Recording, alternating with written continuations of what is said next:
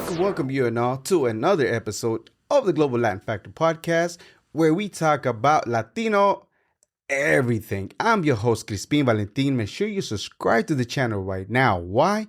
You have nothing to lose and so much to gain. This amazing empowerment of the Latino community right here on your screen or on audio. So subscribe and follow. Today we have an amazing individual, Dr. Angelina Ix-Ik Londoño. She is an amazing individual, has an amazing story, battling dyslexia as she was growing up to getting her PhD. I definitely know you're going to get inspired. And now to the episode.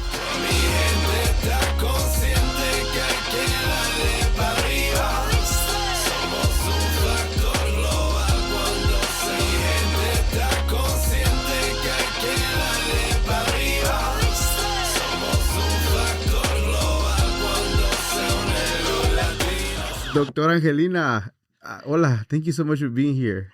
Thank you. Okay, I don't think you would clarify. ¿Lo hacemos español o inglés? Bilingüe. No mentiras. Let's do English. English, okay. And with some Spanglish and Spanish. You got it. In about 6 months or later, we can do one fully in Spanish. I love that. So gente can know your story. Okay, thank you so much for being here. I appreciate it. I met you at the Cabo Barro Cliff. And I just happened to be there for yoga. I think it's like my first time ever. So, yeah. You could tell my pose. No, I just shaky. remember it was like 3 people who were, it's the first time. And I was Yeah. like, this is such a neat community. Just like, go for it. Yeah, just go for it. Why not? And it's got great benefits to yoga and things like that. I never done it before. Mm-hmm. Nancy's so sweet. Shout out to Serpent Says Yoga. She's so neat. So I'm like, oh man, let me try it out. And then so happened to be that you were going to have a workshop. Yep. Nature workshop. Yep. And I was like, oh, neat. Because I enjoy that stuff too. So I'm going to be honest. I did try it for a long time because you got me so fired up. But I've been slacking on being in nature and out and about. But I definitely got to step it up. But it's so neat. But we'll talk about all that. We will. Pero antes, before we do that, we're going to go ahead and start with a segment that I like to call Preguntas al Chile. If you have not subscribed to the channel, what are you doing? What are you doing? Literally, we are the vibe right now. Latinos is where it's at. So if you want to be in the loop, if you want to know who's the who and who, if you want to know who is doing something for our community that is important and amazing and empowering, this is the time to subscribe. So go ahead and do that. Mm-hmm. ¿Estás lista? Are you ready? I'm ready. ¿Tacos o tortas? Tacos. ¿Arepas or pupusas? Oh, this is hard. Actually, pupusas. Oh. Mm-hmm. Arepas from Colombia? Or from... So I'm picky about the arepa. That's why it's like, you can't just say arepa. You say arepa de chocolo. Okay. That's my favorite. That's your favorite. Yeah. What is the difference between that one and an arepa regular? Arepa de chocolo is sweet corn. Okay. And it's like del monte. It tastes completely different. And the regular arepa is like white and kind of not. It's okay. Okay. It's good. So even starting from the maíz, yeah, it's just different. It's different. Yeah. It's big chocolo, right? So Yeah. it's like the giant kernel. Oh, wow. And so when you eat the arepa, you can still see the fiber. You could see the pieces of the corn in there. Do they do the nixtamal process to that too as well? To get it to the masita consistency or the softener? Yeah. It's still masita, pero Ah. it's just, you're going to have some, don't worry. Yes, I am. We'll talk about that too a little bit. Ceviche peruano or lomo saltado? Ceviche. Agua de horchata, jamaica o tamarindo? Tamarindo. Salsa verde, salsa roja. Do you like spicy? I do. Oh, man. Verde. Verde. I'm feeling verde right now. Yes, verde. Baleadas or sopa de caracol? Sopa de caracol. Hey. So, yeah? Yeah. Yeah. Tell people who people don't know what sopa de caracol is. What exactly is it? What is the dish? The way I've had it is, it's just a delicious soup. It feels like you're on the ocean front, smelling the ocean breeze. Does it have the caracoles? Yeah. Mm-hmm. So I was born in Honduras, and you can have sopa de caracol. But the places I've had is always on the beach. So for me, it's a little more nostalgic about having it there. I don't know if I've ever had it outside of Honduras. And I don't even know if they're allowed to make it outside. I don't know. Yeah, it's possible. Yeah. So is what is in English? It's not conch, is it? No, is Snail? Snail. Yeah. It is snail. Yeah. Escargot. Escargot. Yeah, I'm sure it's something. It's escargot. fancy. So that's neat because, we hear the canción, Sopa de Caracol, but we don't know. Me, I'm thinking like sopa de fideo that looks like the caracolitos. When I was a kid, that's what I thought about. I didn't know it was like a real caracol. Yeah. But it's neat. Okay. Un platillo de los tres paisas de Peru. Sorry. I'm like hyping up into something that I wrote now. Un platillo para ti, one plate, one delicious plate that you would recommend to anybody that they have to try, they must try from Peru, Honduras, and Colombia. Let's start with Peru. Peru? I don't know. I just love the potatoes. I gotta say, like, they have hundreds of varieties of potatoes, and just however you have them, if just like así, como asaditas, con un poquito de sal, perfection. Pues Colombia? Honduras. Ay. Pues sopa de caracol. Yo creo que así algo bien típico, algo que para mí, como te digo, que te lleva al lugar. El resto, porque the Honduran food is also kind of similar to Central American food. So, patacón pisao.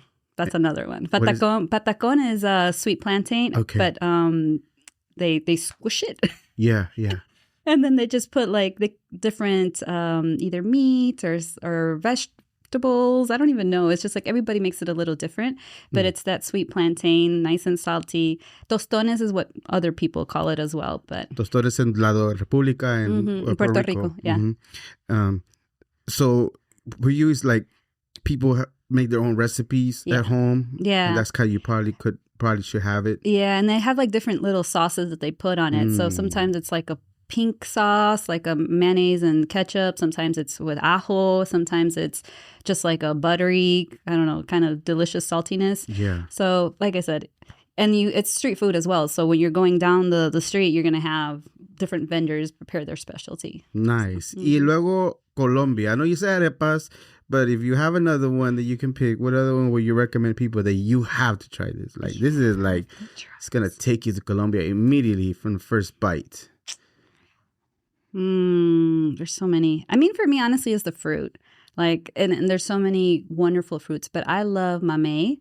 Zapote, which actually mamey is the one you find more here. It's zapote. That's the one that's similar taste, kind of like the papaya flavor, but very like just sweet and delicious. Okay, so I know zapote. The zapote that I know is the green in green leaf or green peel. Inside is black. Oh no! And it tastes sweet. That's something not different. Completely different. Yeah. Okay, so it's a fruit. Yeah. Okay. Zapote. So yeah, it's way different than the one. That's what I'm saying. I love like the way Latin America has like a different name for every fruit in every different country. Yeah. And you're like, wait, what is this? So okay. When you want to celebrate something, you got something published, you're about to start a new group, you're about to go on a nice trip, you have a vacation coming up, and you want to celebrate, do you prefer dancing cumbia, salsa, merengue, or bachata? Or maybe one that I don't even have listed is a possibility. Well, to celebrate it, I have to say I'm a big bachata fan. Like I just like the rhythm. But sometimes one of my favorite genres is called kizomba. And it's kind of like a little bit like bachata and tango mixed. Like it's still very like sensual and beautiful. And the beat is just like the music is beautiful. Oh. So kizomba would be. Kizomba. But I don't get to dance it that often because it's not that popular. So I dance it at home. Your husband? Yeah. Get down there. We took kizomba classes. We got to get some steps in. Let's go. When you hear the word Latino, Latina, or Latinx, what is the very first thing that comes to mind for you? I would honestly say, I think color, like vibrant colors. Even if it's in the fruits, if it's in the clothes, if it's in the earrings, just in the homes. Your dress. My dress. Definitely is from Colombia. Yeah. But it's just like our flags, right? Like there's so much color and vibrancy that when I think Latino. I can't pass this without asking you about the Super Bowl halftime show. Yes. It's like, whenever I ask this question, it's like exactly what he was relaying on that. Yeah. Not only Puerto Rico, but in general of like how happy we are, how family oriented we are, all those things that we do. For you, I don't know if you got a chance to see it or not, but how was your experience watching it and living that moment at that time? Oh, I was just such a proud Latina. Like, I love hearing the music. I love the camaraderie of like everybody. I don't know, just having a good time. I love that like wedding scene where he like woke up the little kid and said like, you know, come on, let's go. Because I wasn't the kid sleeping, but I definitely remember like being the one that's being twirled around. I love dancing. I love being, I don't know, around people celebrating life, the simple things. It doesn't have to be complicated. Like just even the street vendors that he was like, you know, saying high five to, the community. I think there's just so much. He touched on so many pieces of our identity, and I just loved it. I thought it was beautiful. Yeah, moving forward, I'm going to ask everybody that question going forward for the rest of the life of the podcast, all the time, the same thing, because I think it's so important. Yeah. Some people might not like it, but everybody's going to get asked, and they don't want to have to answer. But I think it's fair. Did you get emotional at all at any time, besides feeling excitement and taking you back as a child and taking you back to your community? Did you get emotional at all at any time? I did. When he gave the award to the young little boy, yeah, because I could just see that he was adorable. But it's like, it was so tender, that moment. I think that for me, it was like, I see myself maybe reflected in that, where it's like, there's so much hope that we give in our next generation. And it's like, we are the next generation or the generation from our parents, right? So it's like, it's just this continuum. And when I saw him give that, the Grammy to the young kid, I don't know. I guess it gave me hope. So that one was supposed to be a representation of him as a kid. And I kind of sort of grasped that. And it took me back as my inner little child being in Mexico or wherever I was at, of the ones that continue to work on their stuff. And all of a sudden you kind of sort of you start seeing the fruits of your labor. Exactly. And you know, that's literally like the pinnacle of the biggest event here in the U.S., at least minimum televised. Right. And one of the biggest things you can accomplish, a Grammy in music, and you looking at your smaller self like, hey, we did it. I know. And that made me emotional. And then I know I asked you, but I'm not gonna just hog the thing and say, when he brought up the flags, whenever I'm screaming the global Latin factor and I tell everybody and people don't get it, it's like that's like it. That's it. That's it. Yeah. Like that's everybody. That's all the Americas. That's every single culture. That's all the stuff that we do. Yeah. That's all the magnificent people that keep representing us. Like, man, and I was just like, I couldn't stop. And even right now when I watch it, even the little clips, I'm like, don't. It's true. It's amazing. It's beautiful. That's good. That's good. Yeah. We have to, feel that. Orgullo. Yeah. Any other area that you saw that really, really like resonated with you, or like, man, this was neat? Because the Niño with the kid in that was magnificent. That was magnificent. Yeah, I mean, I think it was neat where he had the actual couple like getting married. Like that, I was like, whoa, like what's happening? Like, and you could tell that it wasn't like actors, it was like real people. Yeah. So I think that was kind of cool, where you just saw real faces, people who looked like my tia, my prima, scattered within the presentation.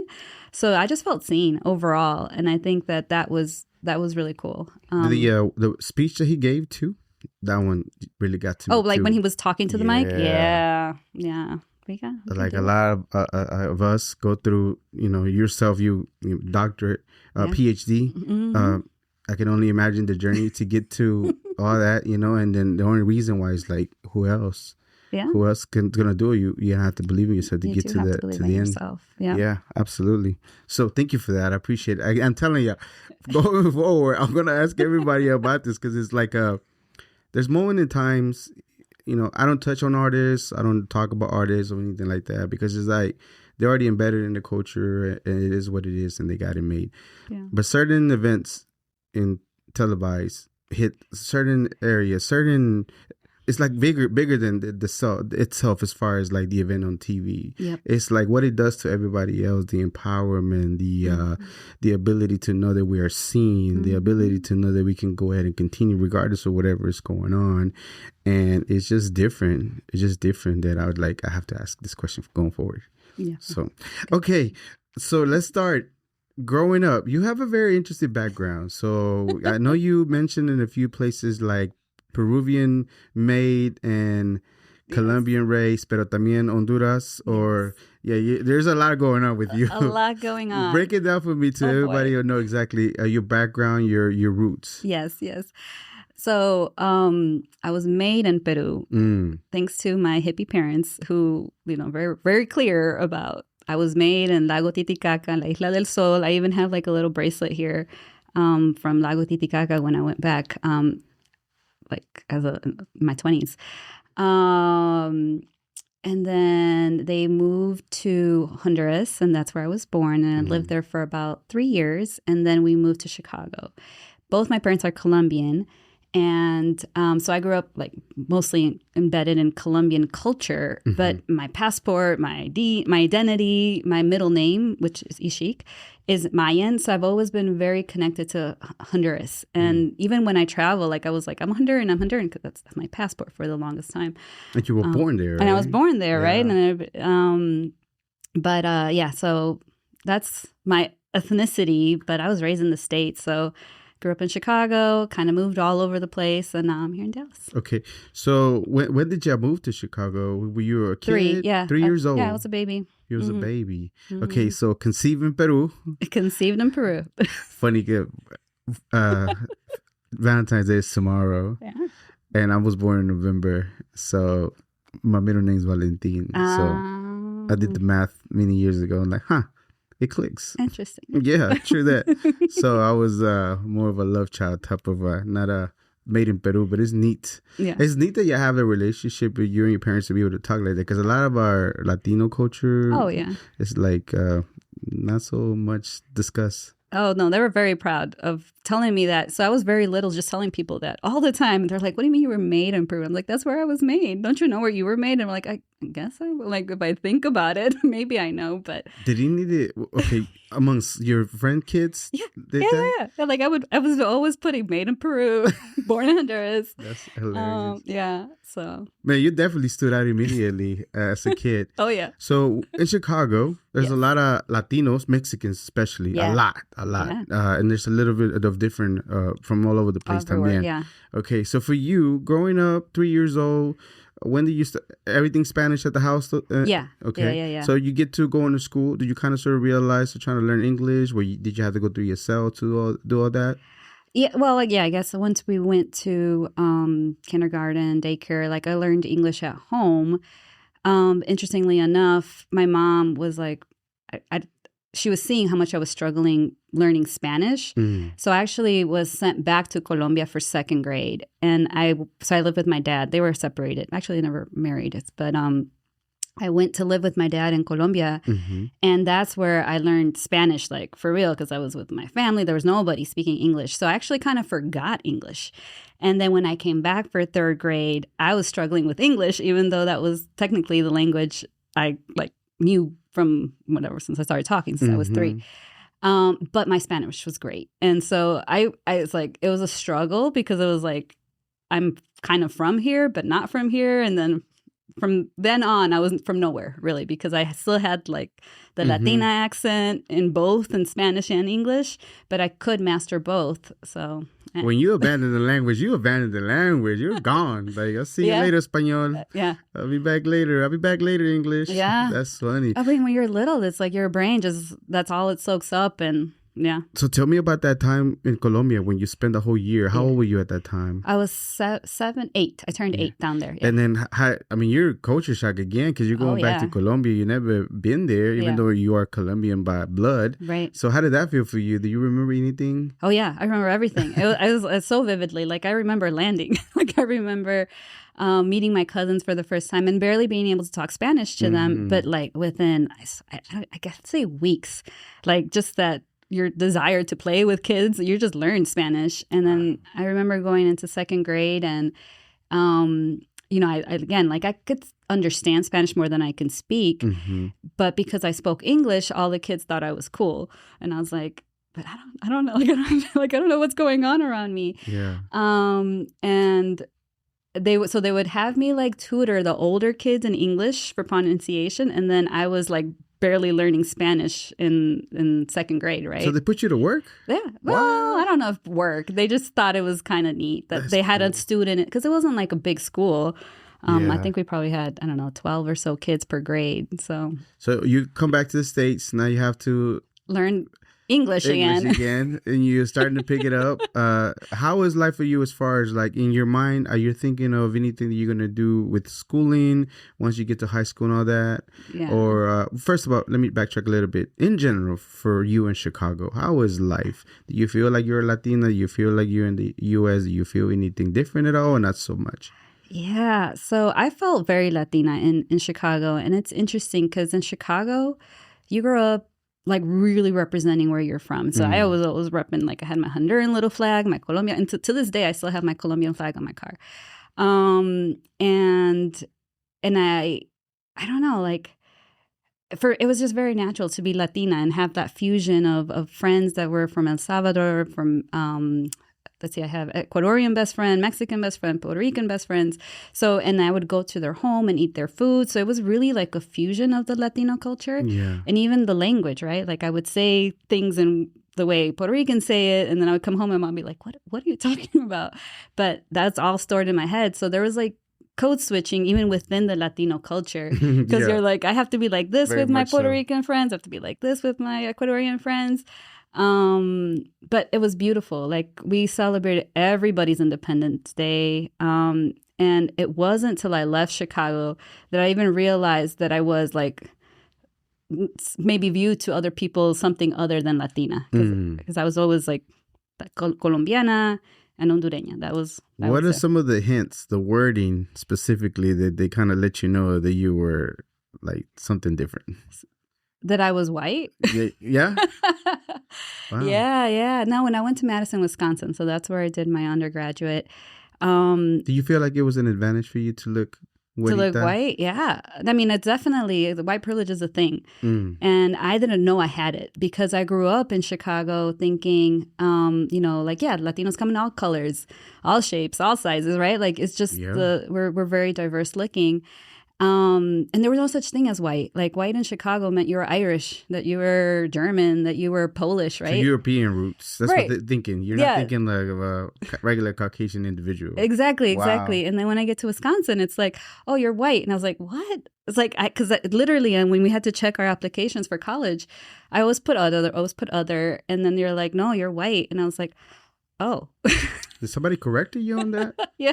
Yeah? Yeah. I mean, white. Somebody brought the application to you like, I'm sorry, you got this wrong. No, not the application itself, but when we were talking about just, I'm trying to think, what was that conversation? It was like we were signing up to be part of the honors program. I think we were like signing up just paperwork, and you had to, and there was like no option. It was like black, white, Asian, and maybe they had other. I think maybe they just had those three, and I was like, "Where's Hispanic?" They're like, "No, you're either white, black, or Asian." And I was like, "Okay." Wow. Yeah, so that was a little bit of a shock to me. So much so that I got pretty like taken back by the whole concept of white privilege and what it meant, and like, oh, suddenly it's like I have all this privilege I didn't realize I had. What do I do with it? I felt like guilty. Then I felt like I can be that bridge. Then I felt like I don't want to be part of this group. Like it was a whole thing. When did you start getting those thoughts about that? Like in college, my first. Like literally, you started thinking about I can get away with this, and people were open doors for me because I'm like this. Yeah, I think when I started to take Sociology 101, and we started to learn a lot more about what white privilege meant, and then I started to see it, just manifested in how I grew up, and I had different opportunities than other people treated me differently. And why didn't they treat my friends the other way? And it's like, so you start looking back and you realize, some of my friends who are a little more tan, people were either meaner to them or didn't give them the same opportunities. And I was like, that's not right. Like, so yeah, it was hard. And then I processed aspects. So then I realized, I can be a bridge, right? Like I can bridge the cultures. I can talk both languages. I can do the code switching and bring everyone along as long as I can. It's not always possible, but yeah, That's interesting. That's awesome. I mean, to realize to you, because again, we are different colors. Everything, güeritos, morenitos, you name it, we probably have them. And some people are just so stuck in the look of it that they just go off of that. Yeah. And then not realizing that then Latina have all the privilege in the world, they don't even know. Well, they don't know. That's funny. Before, backtrack just a little bit more. Before you got to actually college, when was the science something that you wanted to get into? Because I remember in college is when you actually figure out that you had a not learning disability, but learning difference as far as the way you learn. Correct. That you kind of sort of saw it throughout going to school when you were younger, but it didn't really come into fruition and diagnose until you were in college, right? Correct. Okay, so dyslexia. Correct. All right. Is it because of that the science were more of the thing that you wanted to do, or did you just really like science and the degree that you were going to get into? Yeah, that's a good question. For me, science has always been like, I'm fascinated by the natural world. And it was just like, how do I do more of this? Was it zoology? Is it biology? And then when I discovered genetics, I was like, and I discovered it early. So one of the first books that I read in Spanish. That's one. Like, let me remember that correctly. In Spanish, my dad, when I got to Colombia, when I was in second grade, he gave me a comic book of Darwin's adventures.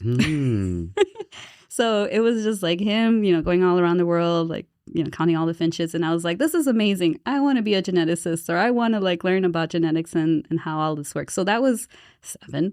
So I wanted to be a scientist like Darwin for as long as I can remember. And then, I made that happen. That's what I majored in college. Yeah. So, but the dyslexia piece, that was always a struggle. And I think that's a little bit of part of that language piece where it's like, when I'm immersed, that's me. That's what I can do. I'm very a visual learner.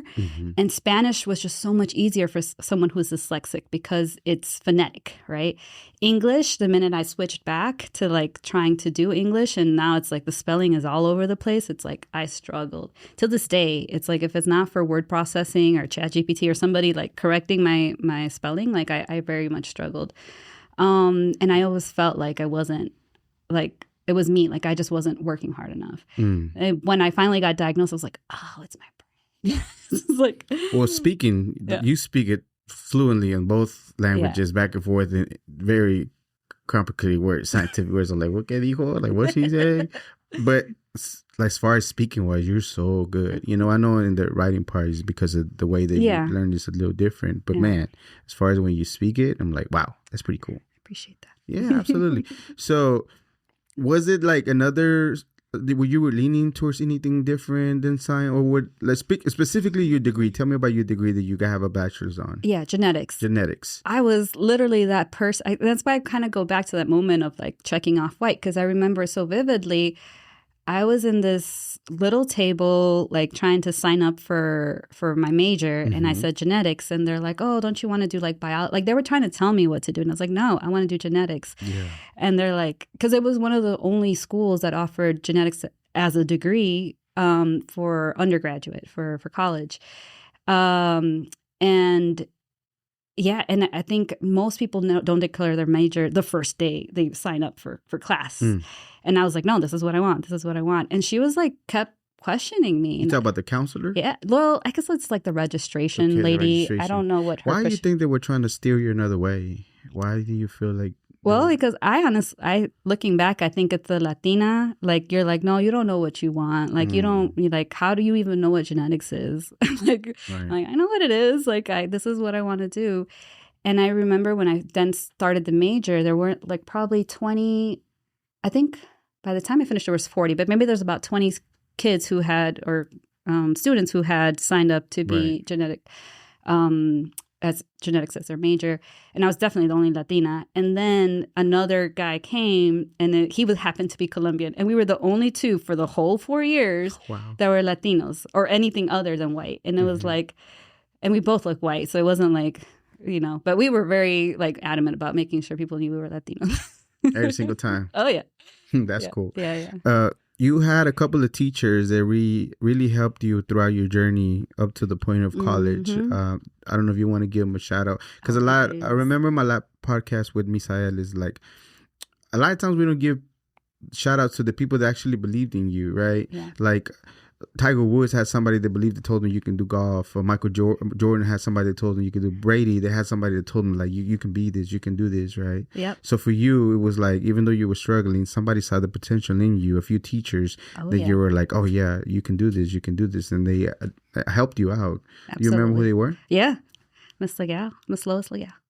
And I'm still friends with her on Facebook. It was so funny how like to this day I still like just admire her as a human being. She always was so kind to the students. What was her name again? Lois Legal, Miss Legal. Miss Legal. Mm-hmm. So I went to a bilingual school, and that was great because I could, flourish in the Spanish piece and the English part. Like they can help me in terms of. This was in third grade. This right? was in third grade, okay. Right? And I was just struggling with like the whole spelling. Like we didn't know it was dyslexia. We thought it was because I didn't like know English or hadn't practiced English in so the logical thing was because the language barrier. Right.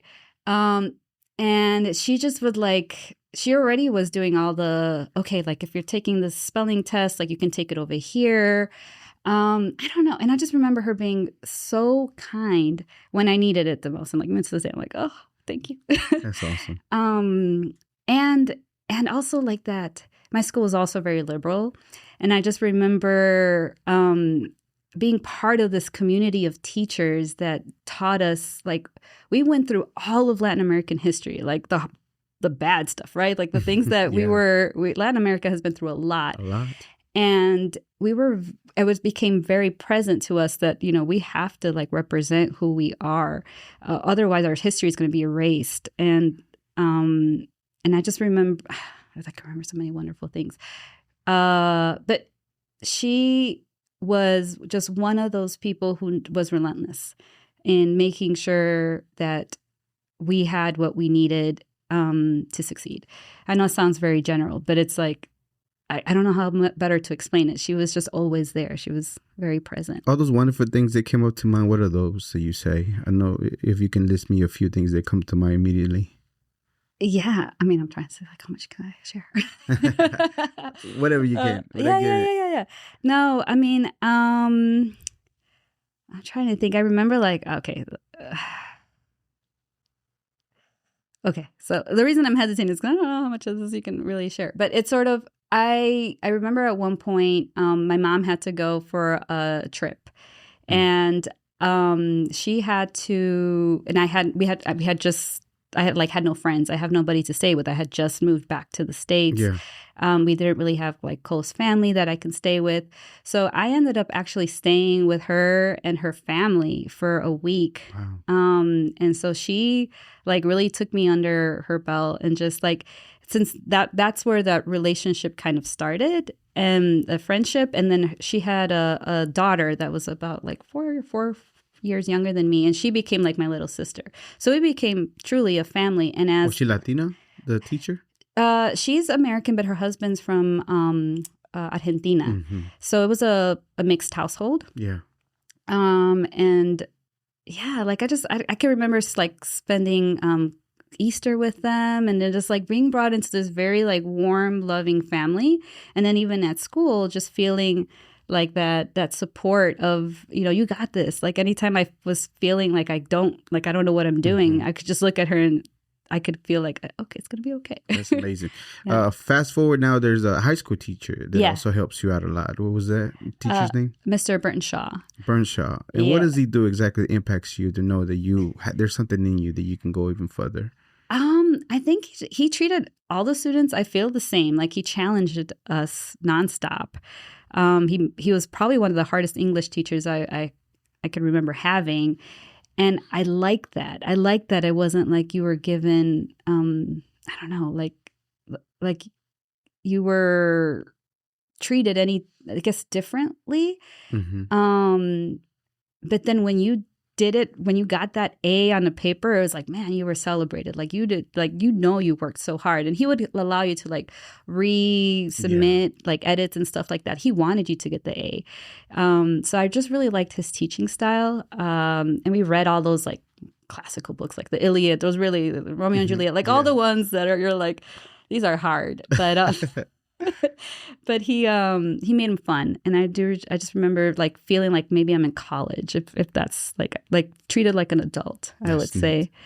Yeah, he was a good teacher. Yeah. So through all those challenges, going through dyslexia, the teachers, the professor adjusting for you, finally we fast forward a little bit more, and you graduate with your bachelor's. What is the feeling behind knowing that all that work and you on the focus of that you wanted to do from the first day to where you graduated? How does that feel for you? Oh, it felt amazing. Yeah, it's like, okay, I set out to do something. I completed it. And now what? And I remember I was part of various different, like the McNair program is one. So they prepare you for graduate school. And so that was sort of like the next thing. So I knew I wasn't done. It was like, okay, this is not the first step, but this is a big step of many to come. And I took a gap year. So right after finishing undergraduate, I worked a bunch of different jobs and actually just applied to graduate school. And I applied to over 20 different schools. Wow. And actually, I think I got accepted into like 12 or so of them. So I was like, it was successful, but it was a really hard decision. What do I want to focus my PhD on? So I took that year to kind of get ready. So I was tired. Like undergraduate was a lot of work, and I knew that I wanted to keep going. Okay, so because I get confused because I don't go through those steps. I haven't gone through those steps. So master's the next one, and then PhD, right? So you can skip. Yeah. I hear somebody told me that you can do that. Yeah. You know what? It makes me think of how amazing your brain is, right? Because you know that you're different in learning. Yeah.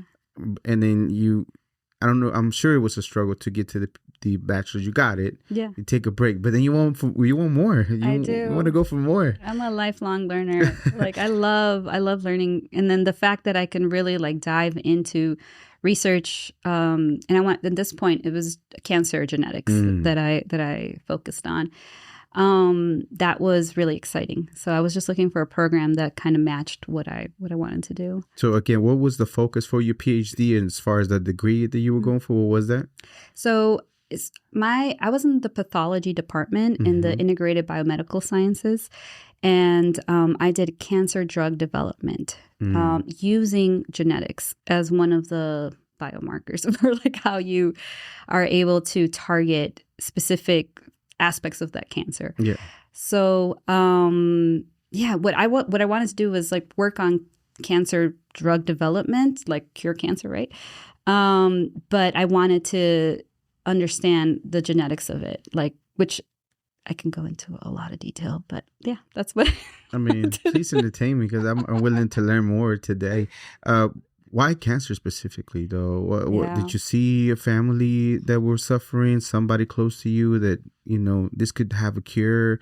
And without knowing anything about the science, I know that genetics is very imperative because we all different. Mm-hmm. Like your Latino culture, your Latino upbringing, your Latino diet is not the same as a European diet and everything else, right? Yeah. So even though a lot of times that particular diet gets pushed on Latinos, it's like, man, I grew up with frijoles, tortillas, and all that. There's not the things that, or the other things are foreign to my body compared to the things that I grew up in. You know what I mean? Yeah. So narrowing it even closer to the genes, it will be something that it will be very common to me to learn that you have to look into that to be able to know how to cure cancer. Right. It's a blueprint. At least for me. Yeah. No, you're on it. I mean, that's at the end of the day, genetics. Put my PhD on. I got you.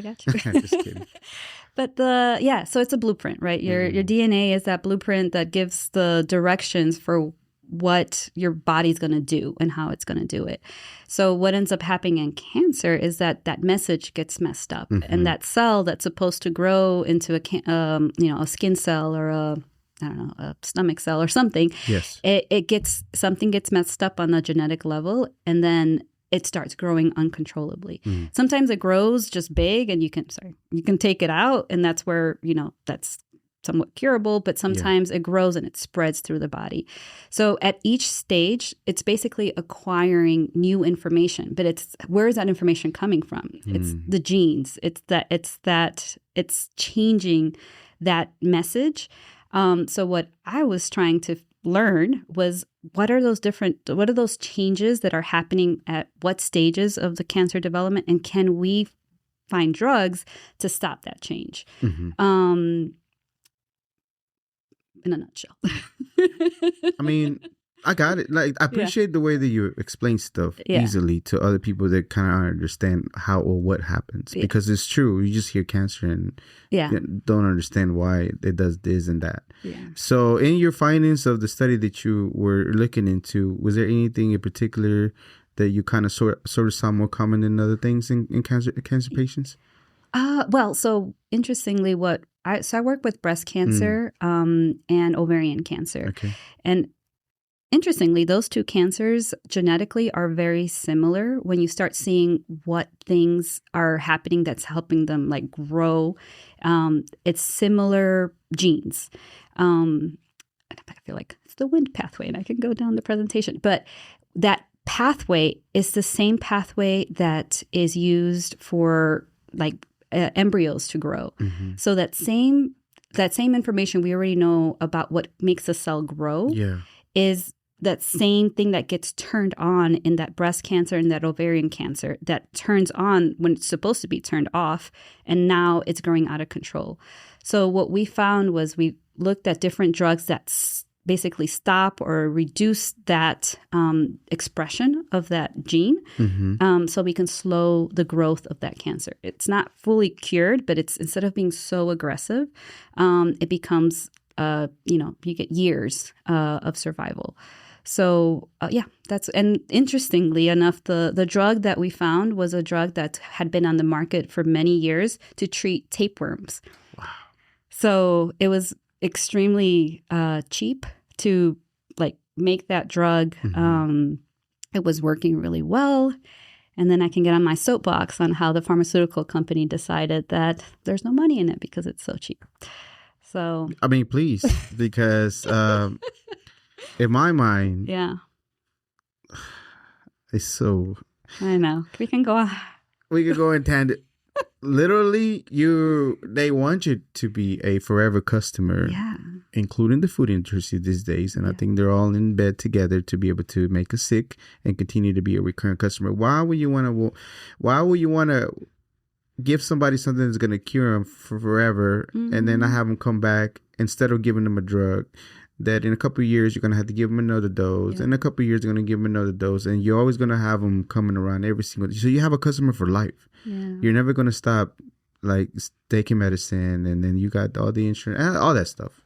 So is that kind of sort of how you felt a lot of love for it, because all that stuff that you saw? I know we're getting a little bit ahead, we're getting a little bit ahead, and that's just being a student still. Or that's after? No, that was my dissertation was on that particular drug. Okay. And once I graduated, we were going to do a phase 1 clinical trial to test things out. And basically the drug company said, even though it had been used for 50 years in humans, so it's not like the first time it was used in humans, it was just going to be used in cancer patients. They're like, no, we're not going to give you the drug to test it in this way, because there isn't money. And my logical thought would be, well, okay, they're not going to give you the drug. Can't you just get it from somewhere else, or get it yourself? Yeah, you can get it, but it's not that simple to run a clinical trial without the support of the drug maker. Simplify a clinical trial for me for people that don't know what a clinical trial is and what that means, because we just hear it on commercials, clinical trial. But what does it mean simplified for anybody? Why is it necessary before you get it to the masses? Oh, absolutely. So phase 1 clinical trials are just first trying to see that you're not going to do any harm to somebody who's already diagnosed with the condition, in this case, breast cancer. So you are going to actually treat it with the actual patient. You're going to use it with the patient. You're going to use it, but you're not necessarily even looking for efficacy. Like, is this tumor shrinking? You're just making sure that someone who has breast cancer and takes this drug is not going to get worse or have like crazy side effects or something. Okay. So a phase 1 clinical trial doesn't have like big outcomes that they're looking for other than safety.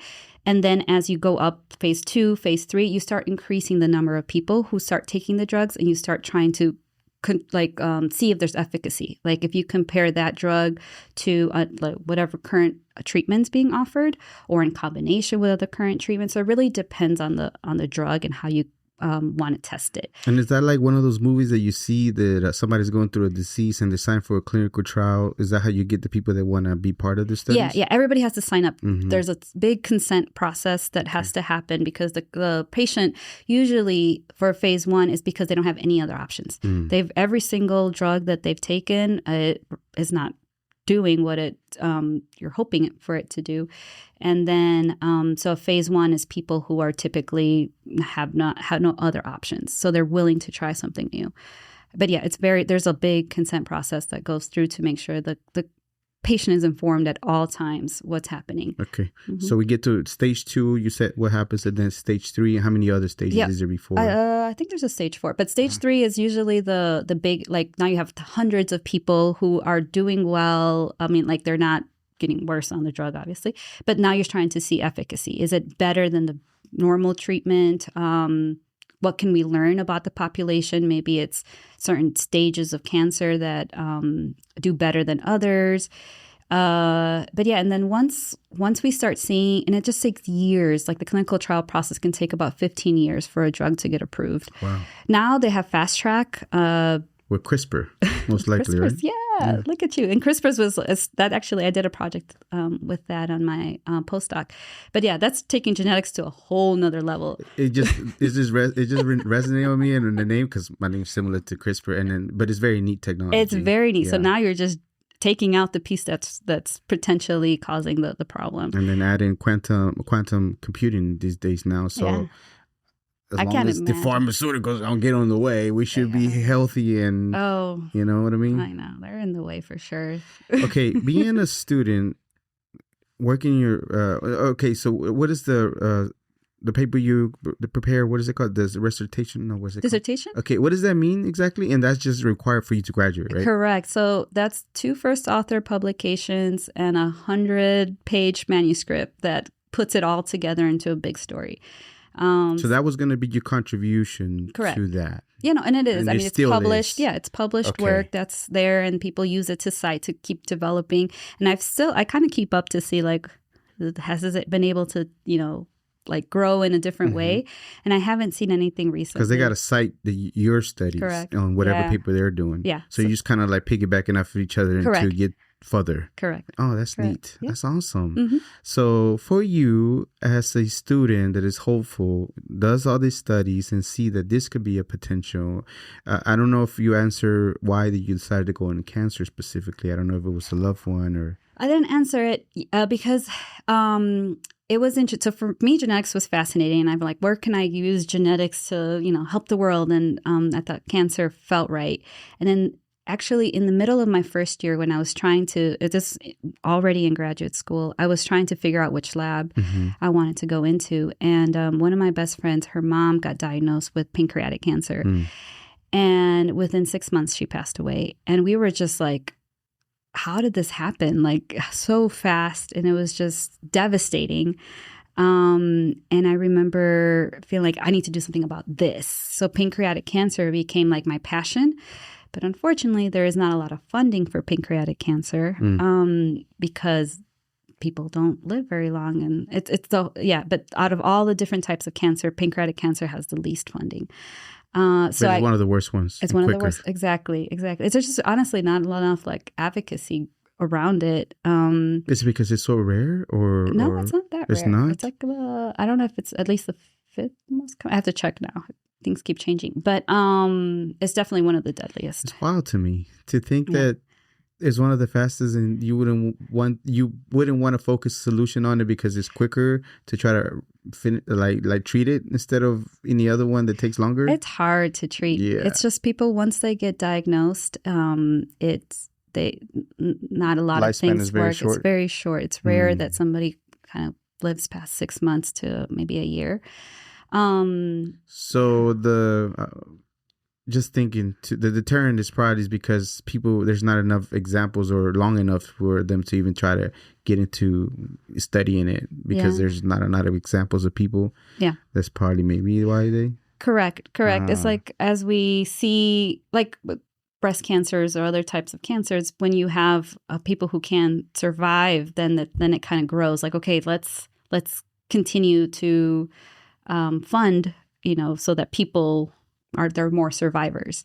But I feel like when I've worked with pancreatic cancer, and I work very much with the Pancreatic Action Network, there was just like, once a family member passes away of pancreatic cancer, like the whole family is just like devastated. And there's like no, like it's almost like they're shell shocked. Like they don't know what to do, and they don't want to like keep living that memory of the person passing. Because it's so fast. Because it comes so fast. Yeah, it's like you were so healthy and then you're gone. And it's like, and it's very hard to see your family member like deteriorate in months. So yeah, it's a scary one for sure. So there's no funding in that. No funding. So then I'm able to do breast cancer research, where there's a lot of funding for breast cancer research.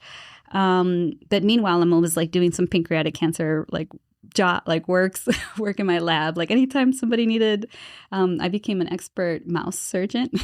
So I would do all these little surgeries on mice for pancreatic cancer, and it was I don't know, it was the way I could still be helpful, but my project was always breast cancer and ovarian cancer. Remind me of the school that you went to, that you accepted, and the lab. University of Alabama. At Birmingham. Okay. Yeah. And then is there a particular lab that y'all go over? Is the whole university is like a whole field, or I don't know how it works? Yeah. So I was in the pathology department and the radiation oncology. Okay. So yeah.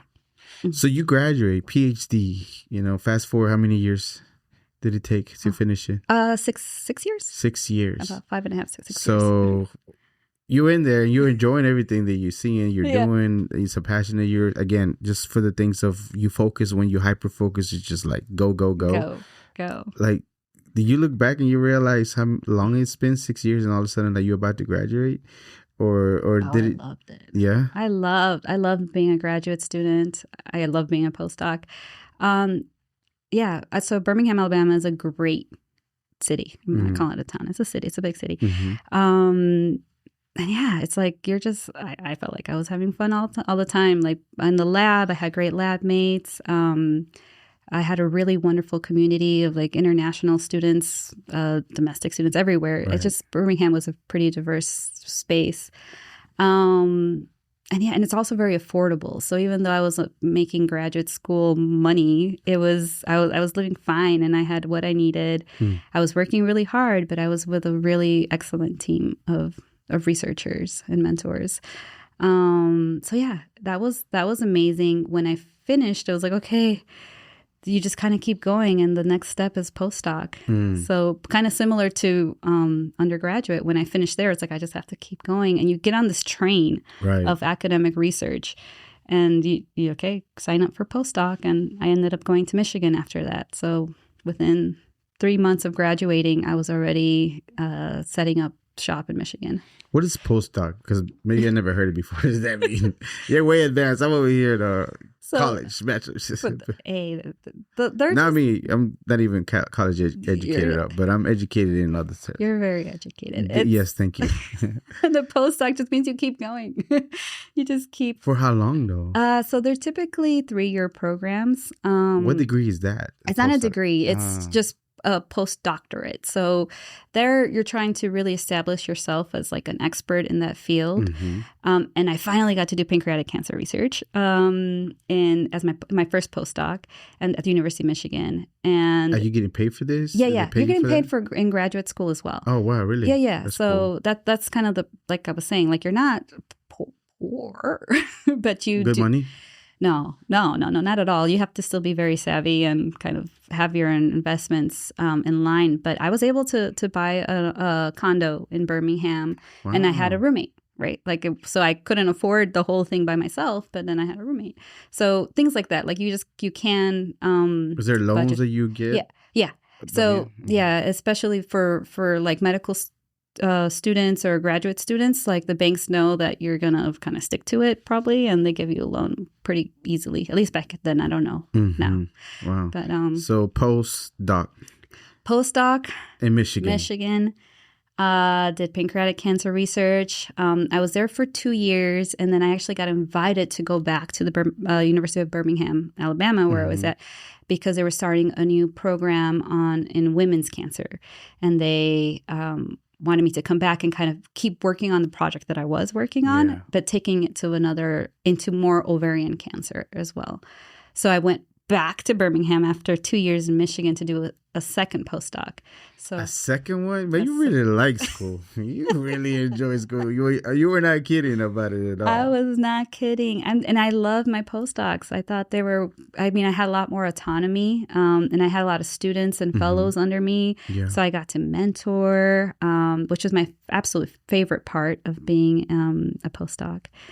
And then I stayed at the University of Alabama. I became a lab director for that same lab, and then the pandemic came.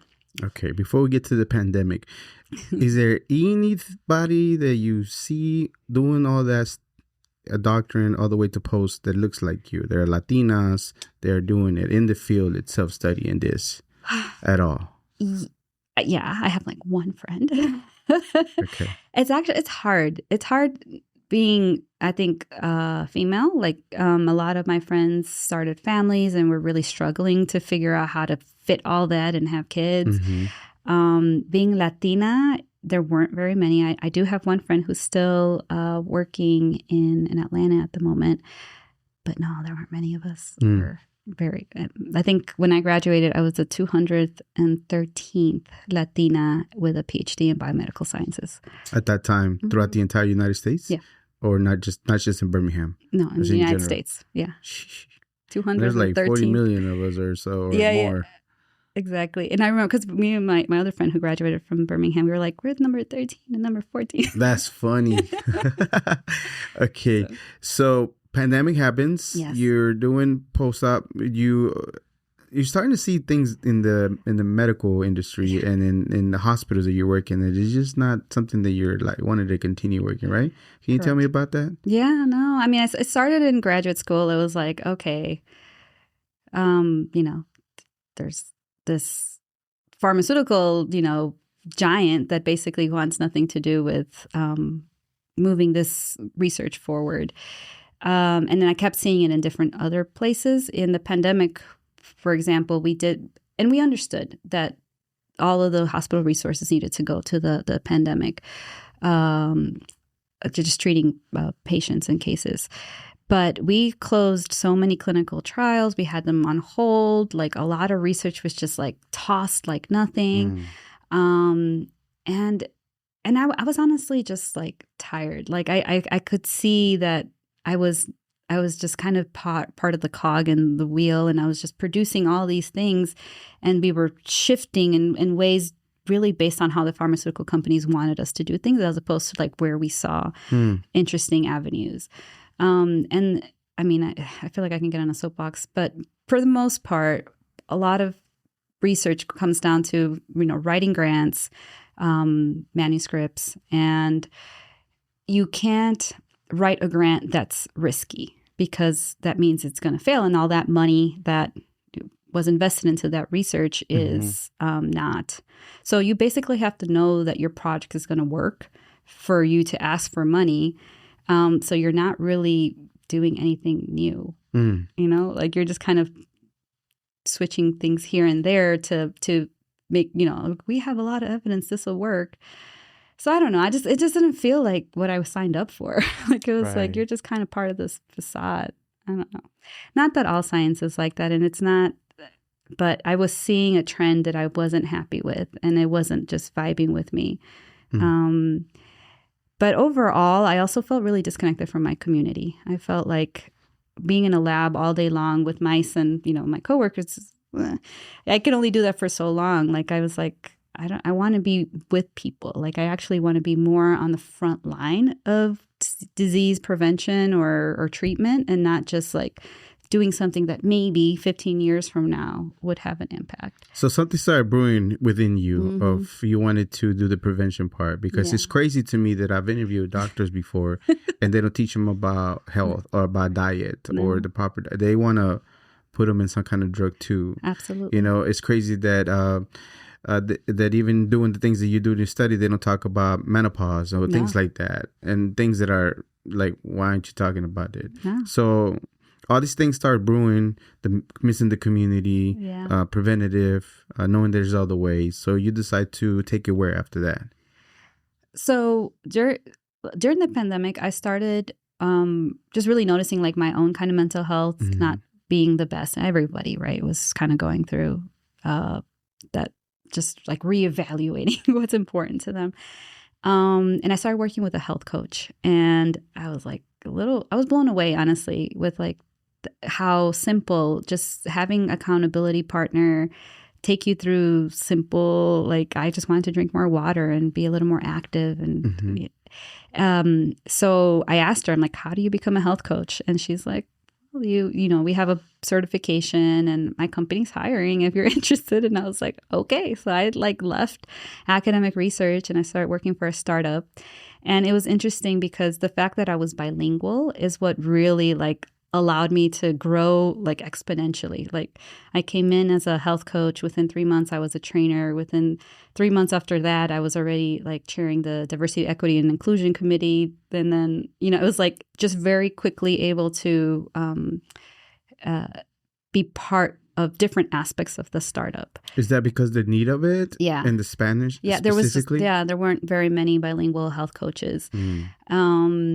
And so I was training both in English and in Spanish. What is a wellness coach does specifically in general? What is, where do you go to get one? Why would you need to talk to one? What is the reason for it? Anytime you want to change your behavior for something, like set a goal or change a healthy habit, right? A lot of times we think it's really hard. And the truth is that it can be really hard. But when you work with an accountability partner like a health coach, we ask hard questions that really get to the root of why this is important to you, and then we start to carve out the small steps that you need to take, that you design. The client is always at the center of every health coaching conversation. The coach never tells you what to do. You should drink this or you should do this. No, the idea is for the client to decide, this is important for me today, and this is the small step I'm willing to take, and these are the reasons why this is important for me. So you really get that partner to work with towards your health goals. Whenever you say that, to me, it doesn't resonate with the Latino community at all whatsoever. So it's interesting to me that there was people willing to try to find somebody like yourself in Spanish that can help them. Maybe my mind is economically, because maybe I didn't grow up with anybody that I would seek a healthness. Yeah. Like ponte Vicks and échale ganas estómago. And el Vicks tiene mucho poder al fin del día. So who were you clients, or was there higher money making individuals? Or? No. So ironically, I worked with a pharmaceutical company. So they paid my. Can't get away from them. Can't get away from them, right? This will get started. But they were providing free health coaching to the clients, but I was getting paid through the pharmaceutical company for my hours. So. It's so strange to me that they're willing to do that, but then still are willing to do the other part too. So what do they do it for to show that they're actually kind of caring a little bit for people? It's what's the word? Compliance? No, not compliance. It's adherence. That's the word. So they want people to adhere to their drugs. So if you have a health coach, they're kind of supporting the fact that they are that they have somebody to ask questions related to that drug that they were taking. It just feels like, okay, the drug company cares that I take this drug. So you have to be an advocate for the particular drug when the customer asks? Not exactly an advocate, but just information, education. So that was my first job. And then I left that job. So as you can see, it was a good starting point. But I since then have moved away from working with pharmaceutical companies because, yes, at the end of the day, they do want you to be like a liaison for the drugs. Okay. So now you get to working on your own company. You become an entrepreneur. Is that any of the things that ever you thought you were going to create your own company? Or is that it was just a necessity for you to do it too? Yeah. So after working with several startups, I realized I think I could actually do this. Okay. Were you working with the self-starters doing the same wellness coach? Yeah. I was doing wellness coaching, but I was like a director of programs. So I was, organizing workshops, recruitment, training coaches and training just interns and all different avenues. So I learned very quickly. So those 3-4 years of being in the startup world were informative. But I was like, okay, I think I need to slow down my pace a little bit and do this for myself and do it the way I want. Because there was, like I said, there's pieces that didn't still connect, right? And I think I could do this differently and better and more aligned for our Latino community. And then maybe pull out the pillars that I felt were going to be interesting for people to consider. Okay, so the pillars for your company, which is the pronunciation sometimes you got this. But it's health and wellness, Ix-Ik. Yeah. Correct? Ix-Ik, health and wellness. Yeah. And Ix-Ik for you, it means something, right? What does it mean? It's my middle name. It's your middle name. Yeah. It means breath of life in Angelina Maya. Ix-Ik? Angelina Ix-Ik Londoño. Londoño. Yeah. Okay. So you decide to do that, health and wellness. Correct. And your pillars are for you, as far as for your company. What do you kind of sort of focus on? Yes. So the key word is connection. It's connecting to yourself. And what does that look like? Connected to yourself. What does that mean to people that don't understand what that means? Yeah. A lot of times we spend a lot of energy meeting other people's expectations of ourselves. What should I be doing? Or what has someone else told me I need to be doing? What you should act like. What you should look like. What you should eat. How you should work out. Things like that.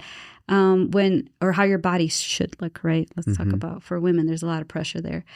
So with the first pillar being connecting with yourself. Okay. Who is Angelina? Who is Crispin, right? Like, what are the things that are important to you? Back to that inner child, right? To our Bad Bunny concert. Right. Like, if you could talk to that inner child, like, what do you want them to cultivate as an adult? Don't make me cry right now. Just kidding. But it's true. It's true. It's true. So it's connecting to that inner self. And I think it's hard. And it takes work, and it's incredible once you start to do it, what can happen. Right. But yeah, so that's my first pillar. Okay. And the second pillar? Is community. Community. Why? Because I know that at that time you said you were missing community. You're in your lab hours and hours, and all of a sudden, what's going on? Because since the beginning of times, we always been in community. Correct.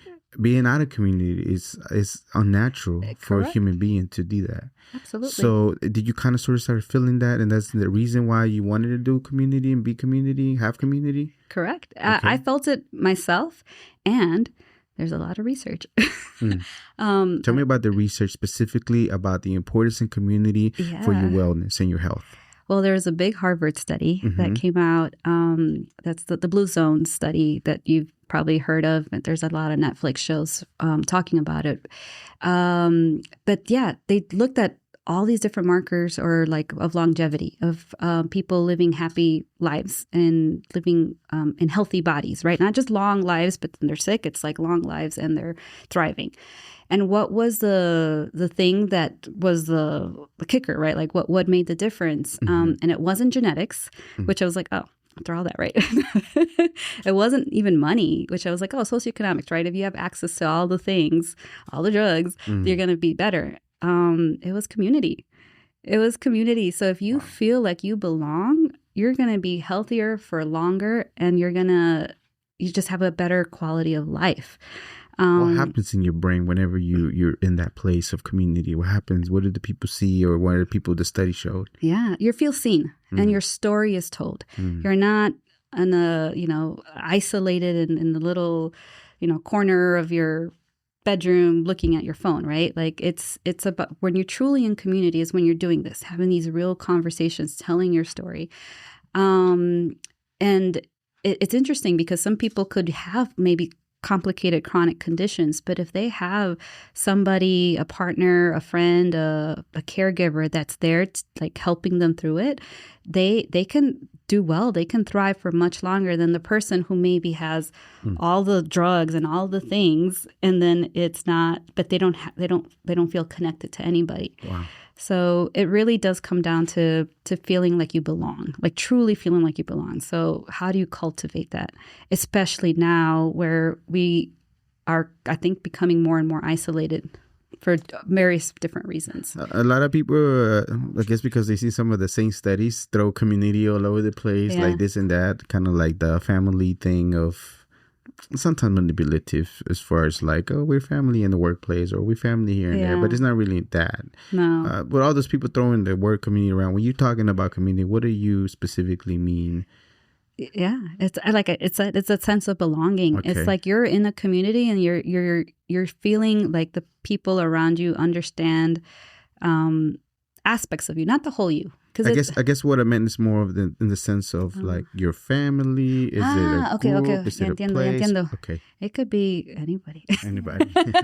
Of course, it sometimes it's easier with your friends and your sometimes your family, but sometimes not. Really, your friends are people who you're choosing to be in your community. Mm-hmm. But it's your neighbors, your coworkers, and your family. And the Latinos already have that kind of embedded in us. Mm-hmm. And that's the Latino paradox. I don't know if you've ever heard of that. Please enlighten me. I love this. One of the reasons why I started doing the podcast is so I can be educated more. There you go. One of this, I'm just going to give myself a PhD from so many years of doing it. PhD in podcast. You're going to get this. You're going to learn so much. Okay, what is the paradox? The Latino paradox is because when we look at population health studies and you see, the Latino community tends to have some of the worst outcomes chronic diseases. Yeah. I forgot what right now we're like, I think, I should know all these statistics, but I don't.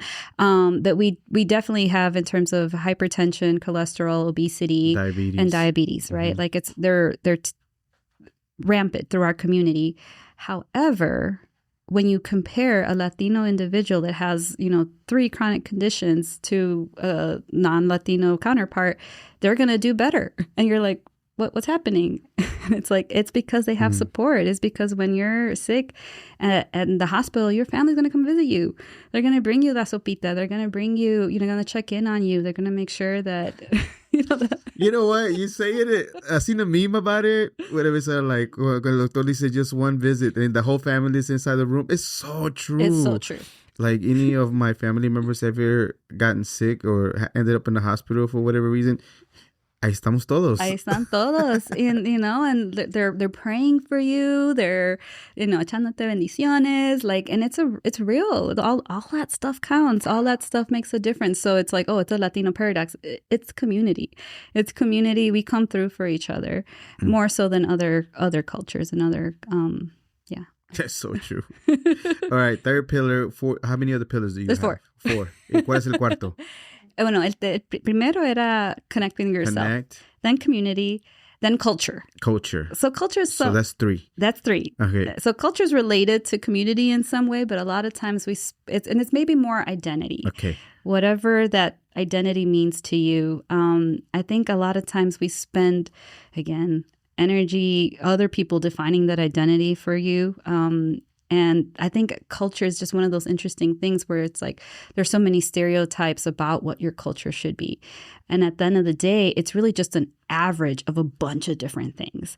So just because you know how to dance salsa doesn't mean, you're a good Latino. Or you don't. Not all Latinos know how to dance salsa either. Exactly. You know what I mean? So it's true too. Exactly. But you're still Latino. So it's like, what's your identity within that community, within that culture? Like, how do you go to the pieces that you love and let go of the ones that don't serve you, right? Yeah.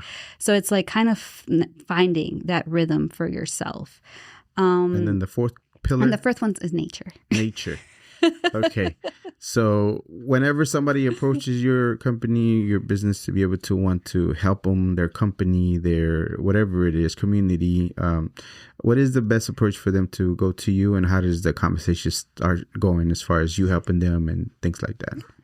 Yeah. So I definitely, there's a couple different ways because I'm a consultant. I do work with nonprofits, and I right now I'm like a strategic leader for one of the nonprofits here in Dallas that focuses on health and wellness education. So if a company is looking for a consultant that's a bilingual, that's expert in wellness, like that's me.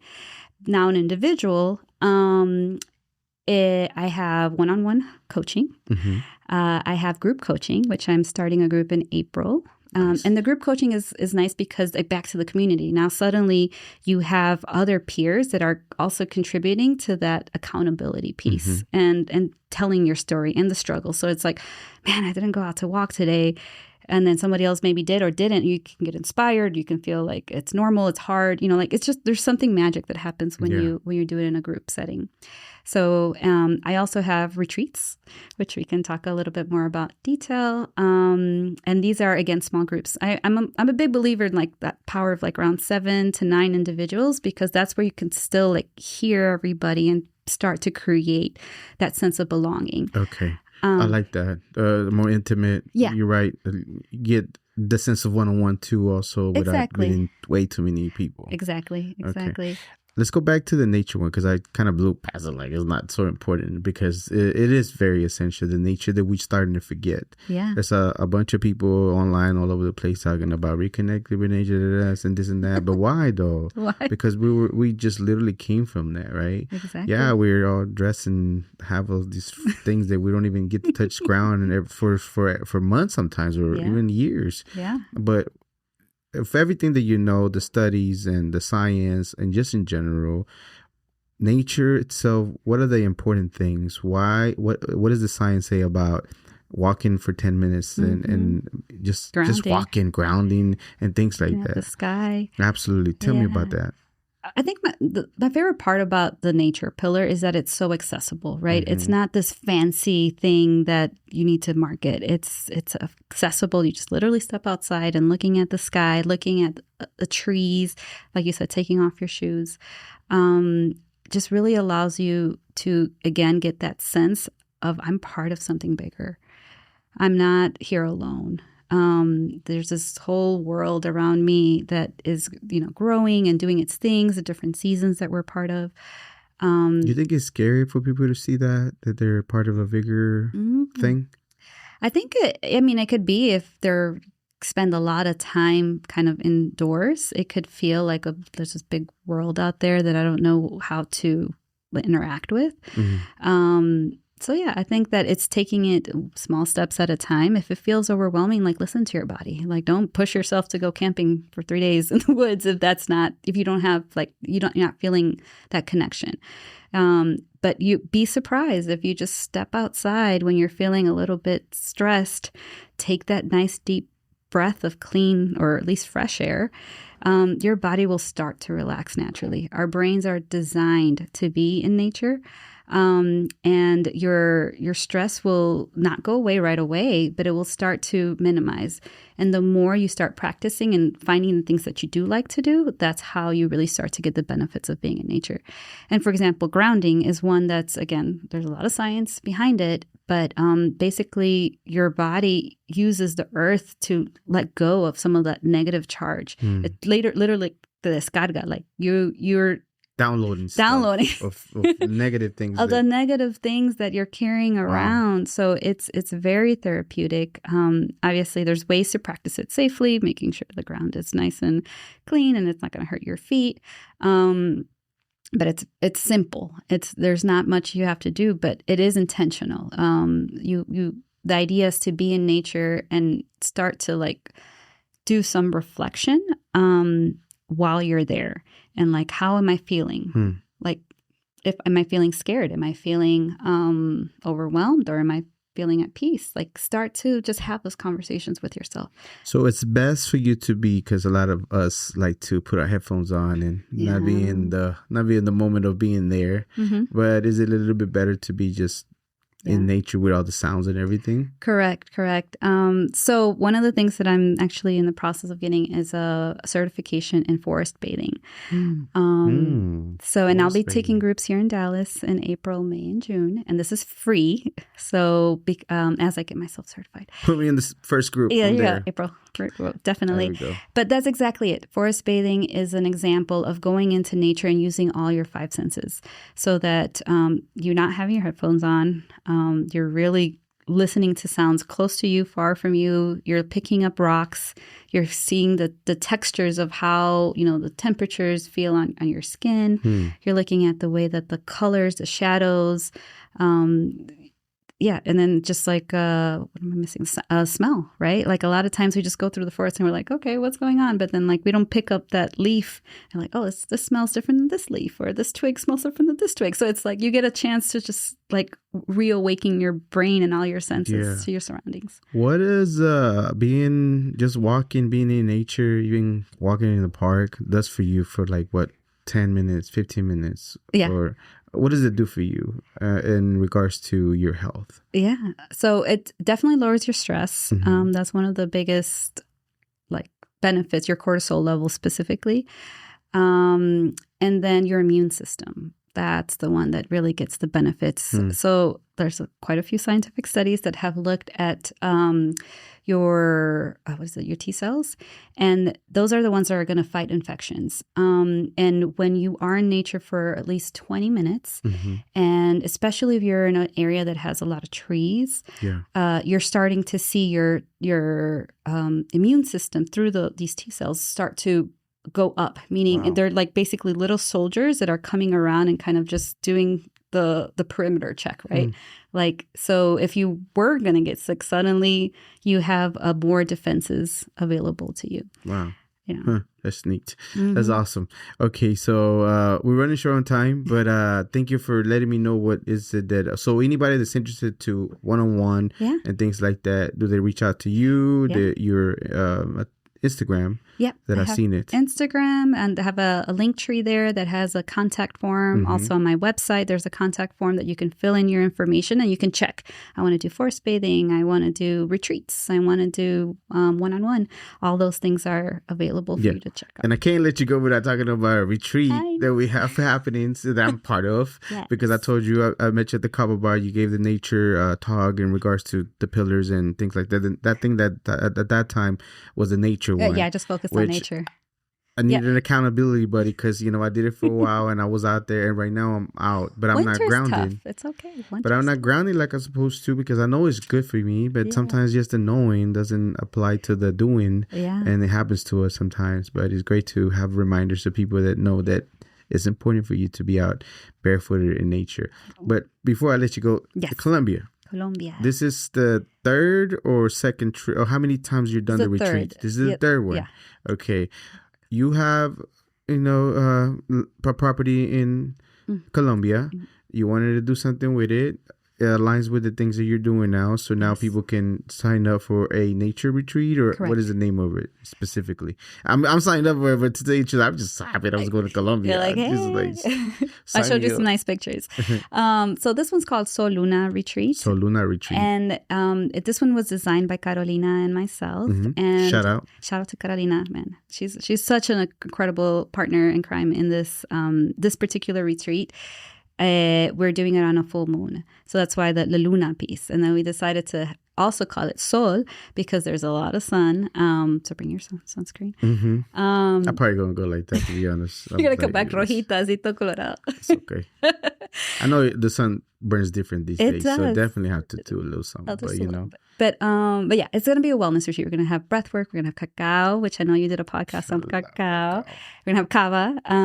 We're also going to have some delicious food, just great opportunities to connect. We're going to do some ecstatic dancing, which is like kind of dancing, moving your body freely, kind of releasing some of that stored energy. And then we're going to see the beautiful town of Guatapé. So you get a little bit of the culture, a little bit of the community, a little bit of nature.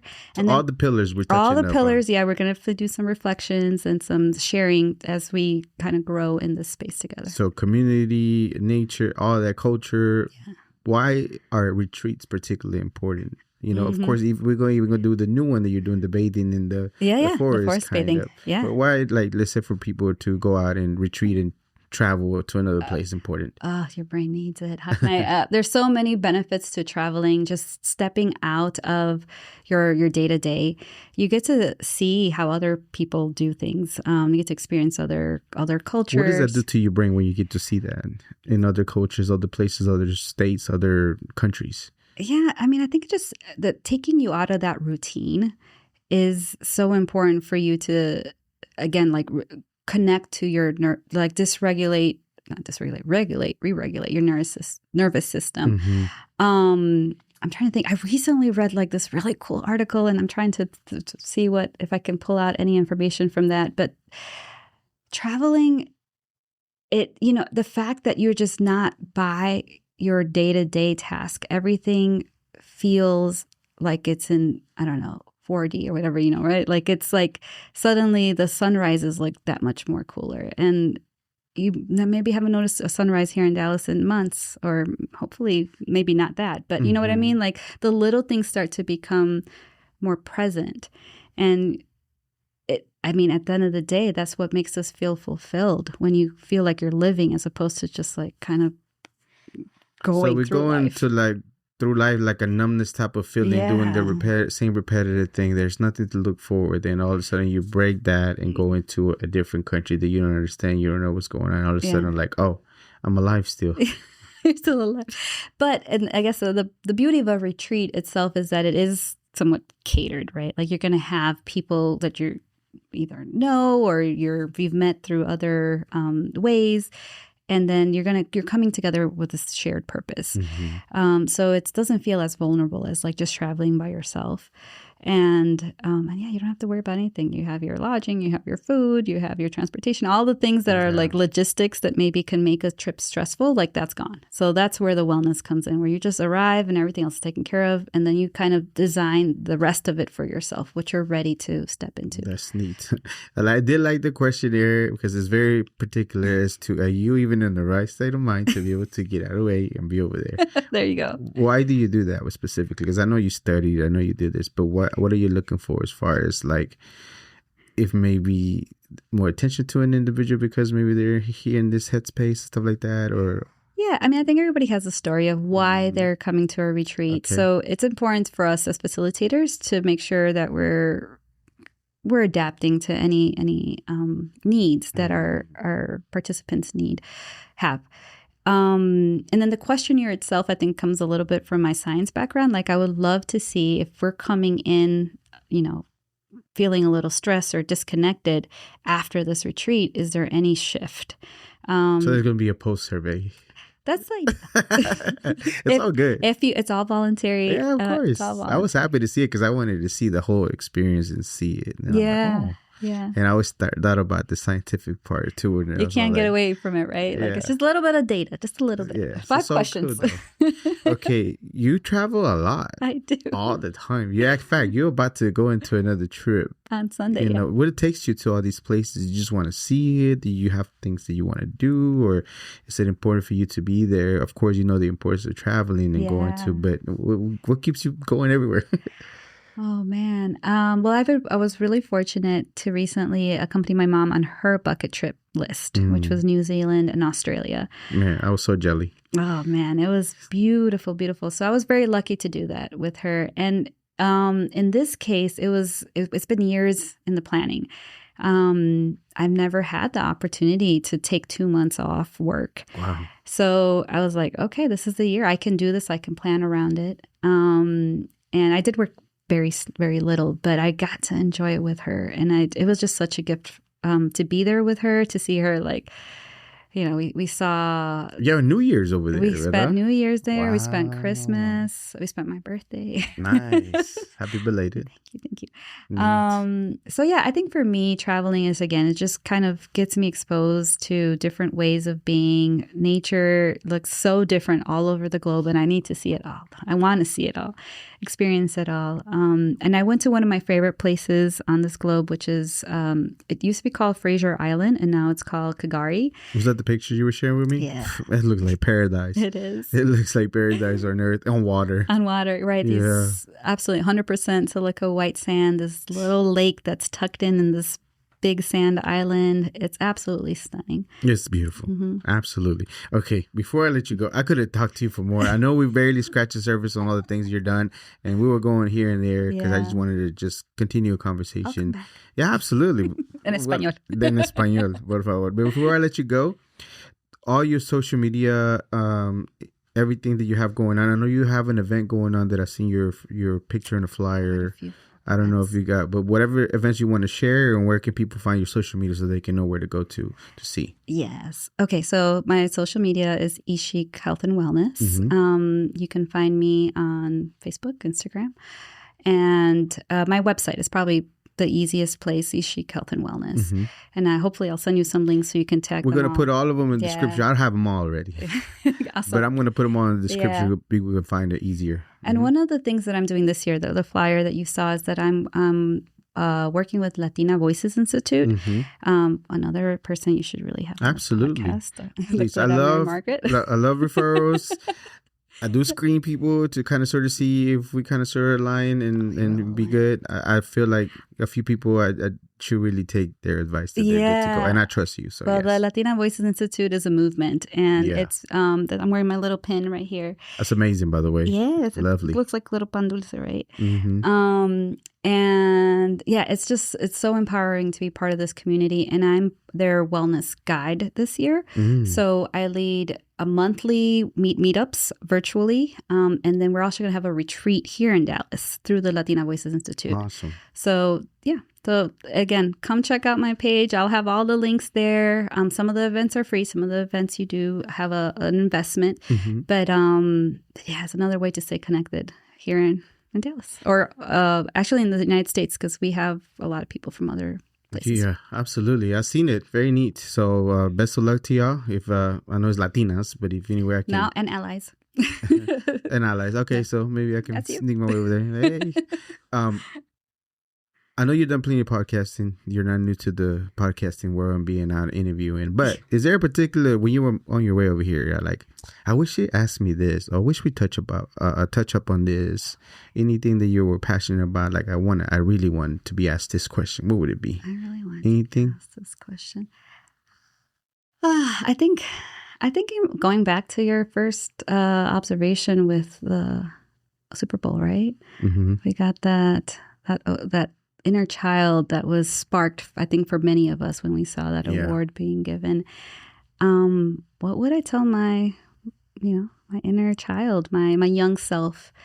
And I think for me, something that I struggled with a lot growing up, I don't know if it was because I was bilingual or because, I'm coming from so many different cultures. I always felt like I was behind. Like I was behind, like I needed to catch up. That feeling of like, I want to be left behind, or, I need to just keep chasing. So some FOMO going on at that time? I guess it's FOMO, right? But it's more, it's as a little kid, it's just, and throughout my life, honestly, I still sometimes even get that little feeling. And it's different that I'm not enough, right? Because it's like, I feel like I'm doing enough, but I'm still going to be left behind. And I now have really come to observe that and just be much more kinder when those feelings start to come up. And if I could tell my younger self, like, more of that, like, you're not behind, like, everybody has a different road. There's so many different ways of doing this. I think that would help me not feel not have that anxiety that I carry sometimes. I always think about the Steve Jobs looking backwards thing. And I always do it for, like, certain things don't make sense going forward. Right. Like, he took the right type typography class. He took this class, but it only made sense when he was creating Apple to have the beautiful typography and all that stuff. Yeah. So I love that. anytime I look at people's life, it'd be like, you were in such a unique environment in Chicago, being here, being there, learning, that you can only imagine as a kid going through all those things to make it sense of, like, you're right, that based on the things that you've seen, you might be feeling like you did, but man, I don't know many doctrines. I don't know many ones that went 2 times to do post-doctrine, that I learned a new word today because I didn't even know it was a thing. You know what I mean? Yeah. So I get it. Yeah. Because of all the things in the environment that you grew up in, all the things that you needed to. But man, you've done such incredible stuff. It's like, wow. So before I let you go, all your saludos, any saludos you have for anybody in general? This is like the Grammys, right? We're like, where do I start? My mom. Claro. Mi mamita. Mi mami, thank you for just being so supportive throughout my whole life. My husband, Caleb, who is just my partner in crime. Like, absolutely. We work side by side on so many different projects, and yeah, that's how it's done. Doing things alone is so much harder. Why do it that way? I can go on and on, but overall, honestly, I'm going to do a shout out for the Cabo community. Like, I feel like that has been something that's interesting that I've kind of stepped into, and I'm just so grateful for everybody I meet through that avenue. So yeah. Absolutely, that's how we got connected. So shout out to the Cabo Bar, Oak Cliff specifically on this one because they were there. What is it? We're going to talk about the PhD in general because, again, I know a lot of little girls or younger girls might not see it. But what was an important lesson that you learned doing your PhD you would tell your younger self that will help somebody else out? What would that be? Ooh. Mentorship matters in those environments. So be very wary of who is your mentor. Like, I got very lucky. But I didn't know. Like, some things, stars aligned. Like, alguien me estaba, como que pushing me or guiding me in the right direction. For you and that. I got lucky. But some people don't get so lucky. And I think that's the tricky part where really, as a graduate student, you're working so hard to, like, get into a lab and get funding and find a project, and but truly you need to interview your mentors as well. Are they really a good fit for you? Because it could be a very difficult road, and I've met many people who had to change mentors, and that's just a hard process. It can be done. So if you don't have a good mentor, like, find someone else. And if you, for whatever reason, can't, like, align with a good mentor, look for other places, like me, other people, people who are in different stages of life, but don't try to do it by yourself. Okay. And educate me on this matter. I was going to say out of ignorance, because I don't know. Yeah. Because I don't know the process. But even myself is like reaching out to a mentor. Yeah. How does the whole process go as far as even reaching out to a person that you feel like, I want to talk to you? Because, by the way, great point of interviewing your potential people that you want to be that's going to help you out. However, as far as, like, how does the whole process go for students that want to be like, I want this person to be a mentor, I want to talk to this person? Because sometimes their title might be a little like intimidating. Like, I don't know if they're going to have the time. Do you pay them? Do you not pay them? Do you buy them for lunch and pay them? All those little things for me is just still questions that I have as a grown adult. Yeah. But how does that go in schooling? And in the graduate programs, a lot of times, you interview for a position within a lab. So you'll get a chance to meet your mentor, which you'll get some sense of what they're like, but interview the other lab mates, interview other people who've worked with them. Like, how is it working with that individual? Are you working days, nights? How do they give feedback? Are they somebody who can support, you having a life outside work, right? So just by default and getting in that environment, the mentors come to be? So you basically have to. It just, every school I think is a little different. Okay. But in my in every situation is different, because I actually came in with grant funding, so I had a little bit more autonomy than maybe some other students. So you are looking for a lab that has funding, because like all graduate schools, some of them do pay you to be a student, but that money comes from grants. And there's only 1 or 2 spots that open every other year. Wow. So it's just, that's what I'm saying. There's luck involved. And it's a little bit of trying to get as much information as you can. And maybe that first, like the first person you thought was going to be it, like stay open to other ideas so that you don't feel like you only have one choice. And is there a conversation over like, I want you to be my mentor type of thing? Yeah. No, it's a signed contract because you signed to be work in their lab until you finish your dissertation. Okay. And some mentors can keep you there for many years because you're very bright and you're very productive and you're very affordable.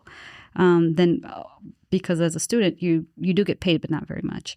So you get stuck in a lab for many years. Okay, so outside of schooling, if you're seeking mentors, how does that go? That's a whole different process, right? Do you still reach out to mentors, people that you want to, depending on whatever field you're trying to, because you always are looking to learn. Absolutely. It's not as formalized, right? So you don't have a contract. Hey, will you be my mentor? But I think there's people who like I've seen who are like doing things maybe a couple stages ahead of me. So I can think of the Kava Bar, Talitha, right? So she's somebody who's like, man, an incredible, wellness guru. And I see her doing really amazing work within the community. And so I just reached out to her like, hey, can we have some coffee? Can we have some kava? Right. And talk about how's the process for you. And then you just kind of keep checking in and keep seeing how we can grow together, maybe things that I'm doing that I would love some input on. So it becomes a little more casual, I think, as an adult. But I think it's seeking those people who are, doing things that you're interested in. And if it works, you guys could potentially have collaborations in the future. And it goes the other way. So I have actually an intern that's working with me who I feel like she's now a completely vital part of Ix-Ik Healt when it's not an intern. I met her before, right? Yeah, it's Ayana. Yeah. Nice. She's amazing. But she came up to me and she's like, hey, I would love to help any way I can. And I was like, would you like to help me out with marketing? And she's amazing. So I could continue to be that mentor. It's just literally stepping up and saying, how can I support you in your projects? Awesome. Mm-hmm. Now, do you feel like what you're doing now with your business and that is your calling, or you're still seeking to learn other stuff to be what you feel like will be your calling for you? I do think this is my calling. I feel like, so there's a concept called Ikigai, which is